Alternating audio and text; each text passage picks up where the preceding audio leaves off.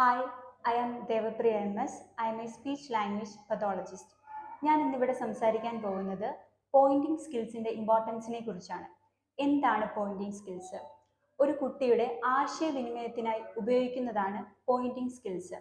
ഒരു കുട്ടി തൻ്റെ ആവശ്യങ്ങൾ മറ്റുള്ളവരുമായിട്ട് കമ്മ്യൂണിക്കേറ്റ് ചെയ്യാനോ അല്ലെങ്കിൽ എന്തെങ്കിലും കണ്ടു കഴിഞ്ഞാൽ മറ്റുള്ളവരെ അറിയിക്കാൻ വേണ്ടിയാണ് പോയിന്റിംഗ് സ്കിൽസ് ഉപയോഗിക്കുന്നത്.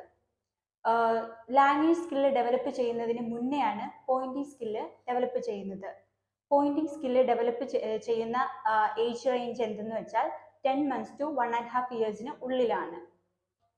4 types ഓഫ് പോയിന്റിംഗ് സ്കിൽസ് ഉണ്ട്. ഡിക്ലറേറ്റീവ് പോയിന്റിംഗ്, എന്തെങ്കിലും കണ്ട കാര്യങ്ങൾ മറ്റുള്ളവരുമായിട്ട് ഷെയർ ചെയ്യുന്നതിന് വേണ്ടിയാണ് declarative pointing skill. Imperative pointing skill എന്ന് പറയുമ്പോൾ എന്തെങ്കിലും കാര്യങ്ങൾ നേടിയെടുക്കാൻ വേണ്ടി ഇമ്പറേറ്റീവ്. ഡിജിറ്റൽ പോയിന്റിംഗ് സ്കിൽസ് എന്ന് പറയുന്നത് ദൂരെയുള്ള കാര്യങ്ങൾ ചൂണ്ടിക്കാണിക്കാൻ വേണ്ടി. പ്രോക്സിമൽ പോയിന്റിംഗ് സ്കിൽ എന്ന് പറയുന്നത് അടുത്തുള്ള കാര്യങ്ങൾ ചൂണ്ടിക്കാണിക്കാൻ വേണ്ടി ഉപയോഗിക്കുന്നു. ഭാഷയെ പോലെ തന്നെ ഇമ്പോർട്ടൻ്റ് ആണ് കുട്ടികളിൽ പോയിന്റിംഗ് സ്കിൽസ് അവരുടെ കമ്മ്യൂണിക്കേഷൻ മറ്റുള്ളവരിലോട്ട് എത്തിക്കാൻ.